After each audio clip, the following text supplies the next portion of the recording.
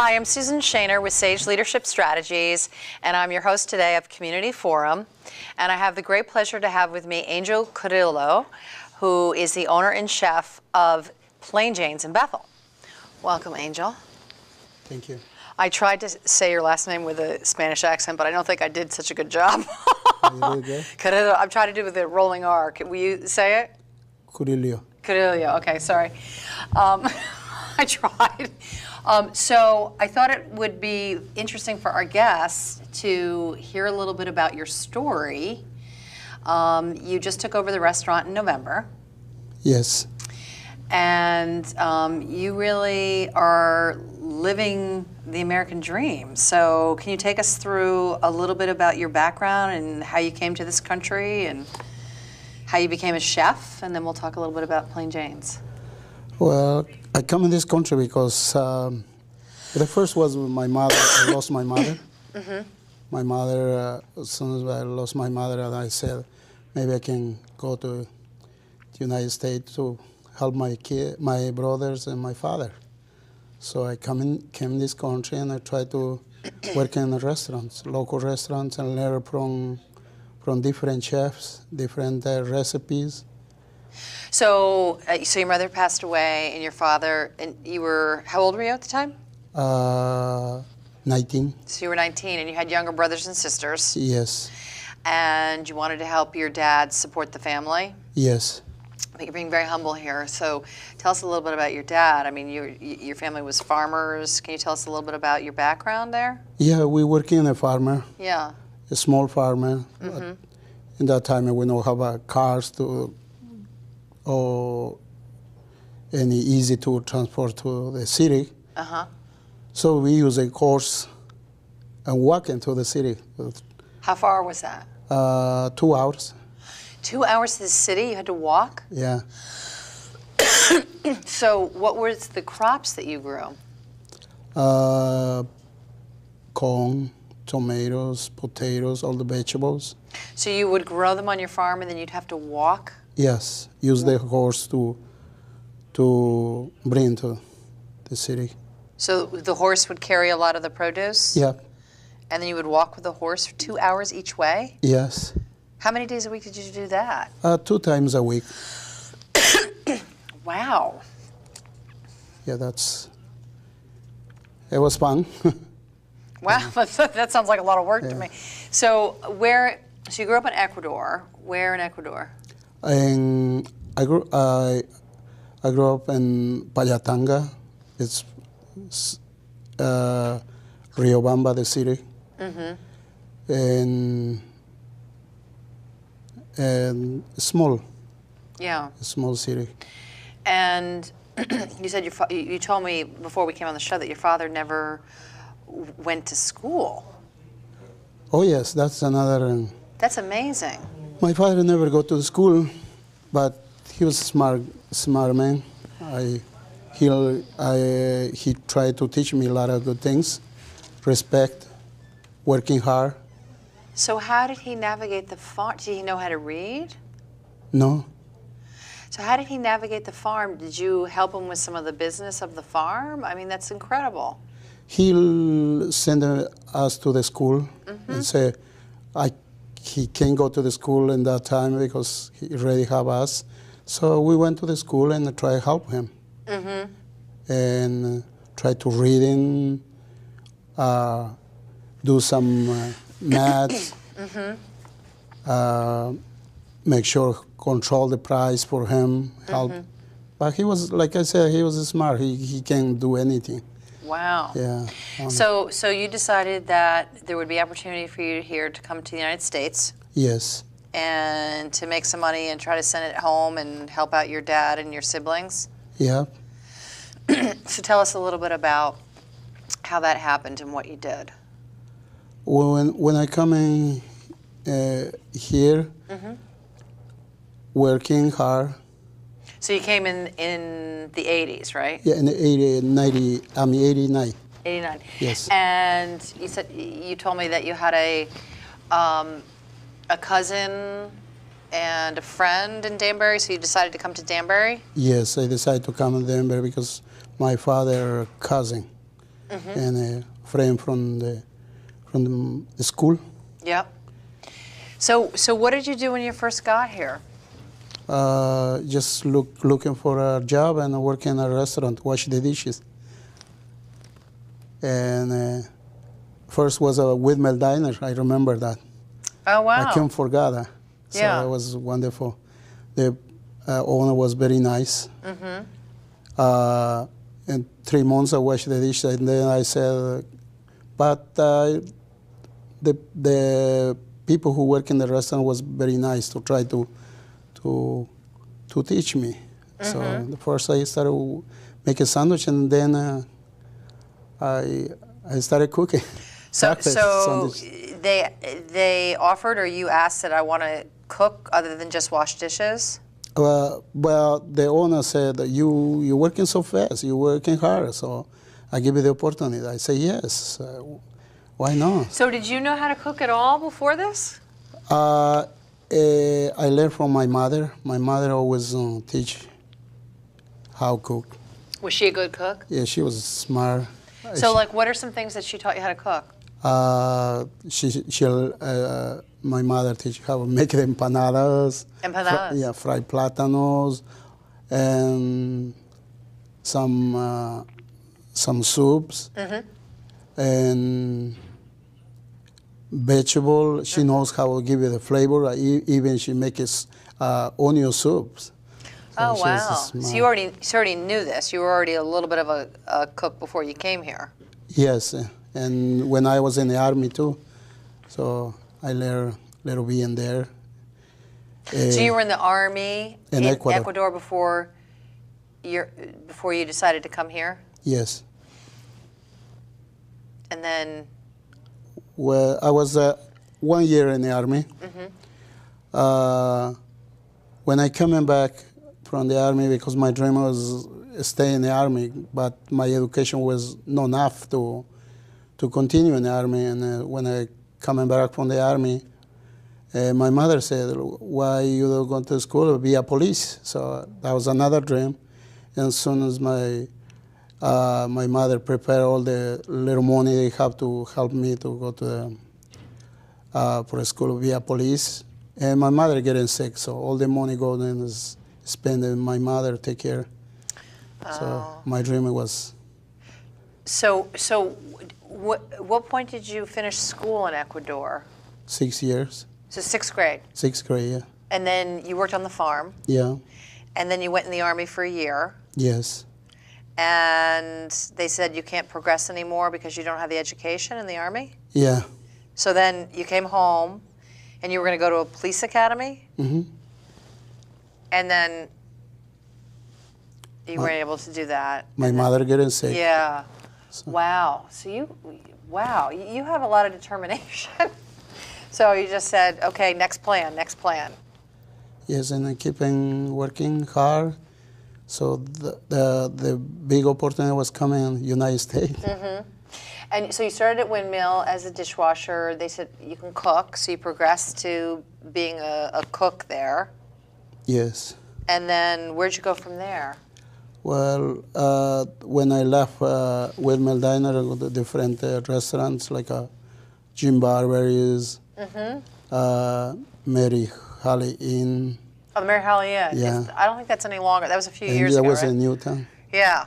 And I was working with a chef. I can't forget the name, Jason. He's graduated from the school, and He went to a culinary school? Yeah, culinary school, and he teach me a lot of good stuff. So he trained you? Yeah. So it sounds like you picked up different skills and different recipes at the different places that you worked at. So where'd you go from Mary Holly Inn? Then I work at Sheraton Hotel. Now is I think so is Sheridan? yeah, in Denver, but now it's changed a different name. I think so. Like off exit 2, right? Yeah. Okay. Yeah. Then I find a Denver Hospital. Okay. Yes. Denver Hospital. Denver Hospital was when I work in the Denver Hospital was I learned good stuff too there. So it sounds like you worked in a lot of places all up and down 84, all in Danbury and Newtown. Yes. kind of around for the last 25 years almost, right? Yep. 23. And then, so you work at Danbury Hospital, and then how did you get to Plain Jane's? As soon as I find a job in Danbury Hospital, I seen a newspaper that said Plain Jam need a short part-time cooking. Uh-huh. So then I apply, and the owner they hired me right away. And when I work in Danbury Hospital in the morning and Plain Jam in the night, Long hours. 75 hours. 75 hours a week. Yeah. That's a lot of hours. And I know you have a family, right? Yes. And you have 3 daughters. Yep. I happen to know that because that's where we met, right? Both of our kids go to Worcester, so that's. Yes, and it's hard to understand when the education is important and for the kids. So we're trying to working and pay the price. You know, not all the money spent is just give the kids education. And Well, that's incredible. I mean, so in Ecuador, you finished in 6th grade, and you came here, and you've progressed being a chef at all these different places. It sounds like you learned a lot at all these different restaurants. And and you bought Plain Jane's in November. How long were you cooking there before you bought the restaurant? Around 13 years. 13 years, okay. And now you're giving your children an incredible education. Yes, they understand now. My daughter is already in the college. She's a good kid. She's at Westcott, right? Yes. So what do you tell them about your story? I mean, my story for. Yeah, I mean, they might not have a sense of it, right? I mean, this is all they know, right? But you've really traveled far away in a lot of ways. Yes, because I try to help my family. In the meantime, well, I get my wife and my kids, so that was little help to working more. And where'd you meet your wife? You met her when you were here, right? Yeah, Jim Barber's. I was working at Jim Barber's. Really? Yes, it was. So you work a lot of long, hard hours. I mean, what enabled you to kind of carry on and kind of keep going and working all these long hours over many, many years? Where do you get your inspiration, like your determination and inspiration from? Well, I learned from my father, like I said, working hard. My father always working hard. And just when I have family, especially when my wife is a good woman, hard working too. Yeah. Help, talk to each other, make mistakes. We fix the mistakes. Yeah. And keep up the good working. Be positive. Yeah. So how do you stay positive? I'm sure you've come across a lot of challenges. Well, that's another nice thing for me is keep reading books.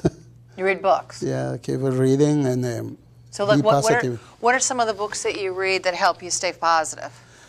Well, the first was, believe in myself. That's most important, to be positive.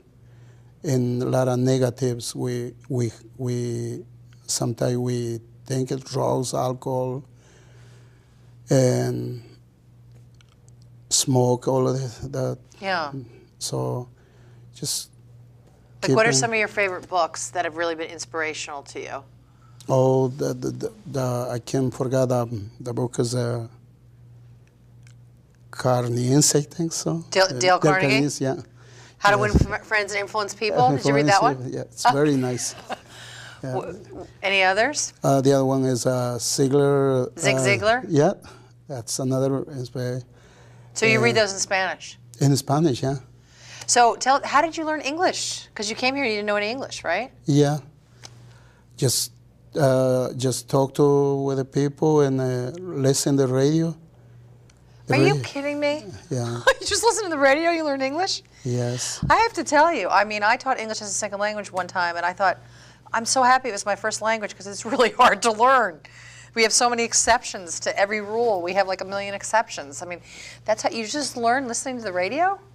Yeah, and sometimes try to keep reading English too. So. Wow. That's incredible. So a lot of people would have said, you can't do this, you can't do this. What was it like for you and then deciding to buy the restaurant? How did that come to be? Well, when I come in this country, I was say one day I'm gonna put a daily in a small restaurant or anything. So that was my so that dream. was when you came here, you said, I'm going to own a restaurant. Yes. You just knew that was going to happen someday. Yes, and the economy was very hard, but I have to make a hard decision. First, I lost my job in Denver Hospital. Yeah. When I was working in Denver Hospital, I have insurance, life insurance for my family, so I was feel okay. One day, all the food service sell different company, and I lost my job, lost my insurance, lost everything. So that was last July, right? Yes. And then by November, you had the restaurant. Yes. Well, a lot of people, especially with the economy, you know, there's a lot of fear floating around the economy, and a lot of people would have said, "What are you, crazy?" So what made you decide? No, I think this is a good idea. It's, especially my Plain Jam previous owner. Mm-hmm. There was very nice people, girls. Mm-hmm. They helped me and say, oh, because I was interested to buy a restaurant. And then the first time I asked her, she said is, I'm going to close the restaurant because no more business.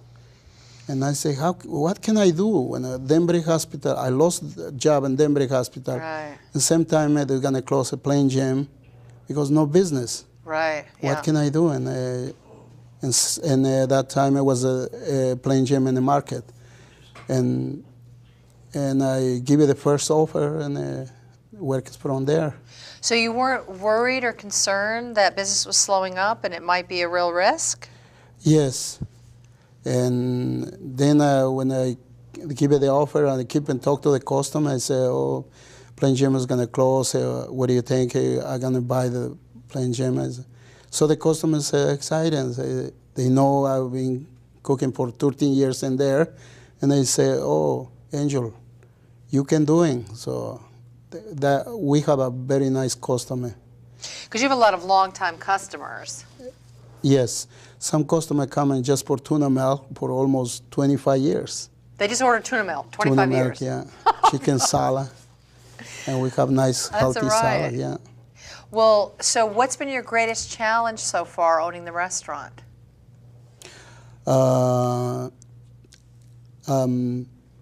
Learn. Making mistakes and learn. So what's been one of your greatest learnings? Be positive and working hard. Yeah. And especially you have to love your job. Yeah. What do you love about it? I love my job because when I started cooking in a restaurant, I love cooking. I cook in a home. So can you share with us like one of your favorite recipes? Oh, my favorite recipe is salmon française. Okay, so how do you make it? Well, salmon française is a little simple, I think, but it's a nice plate.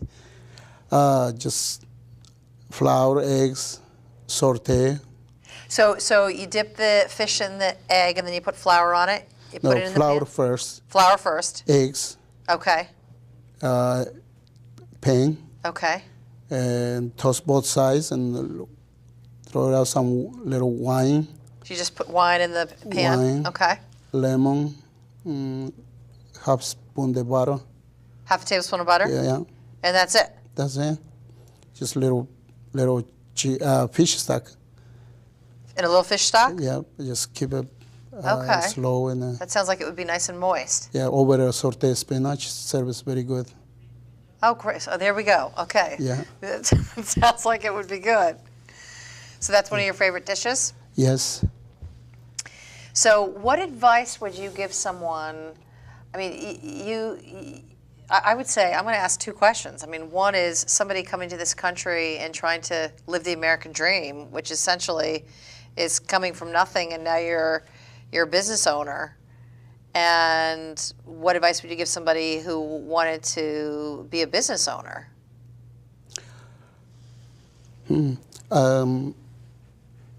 Working hard, love your job, try to be positive, and working together, especially the wife.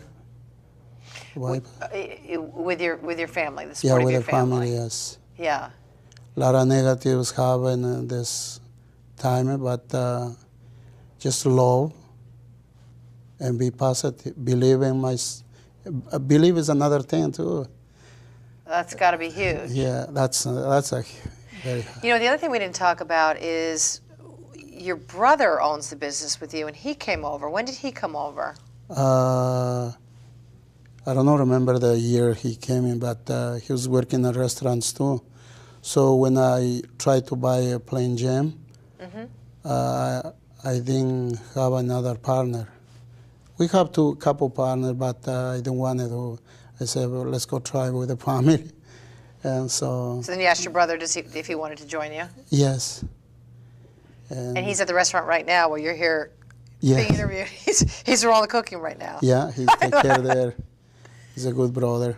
And do you have any other family that came too? I have a young brother, and that's it.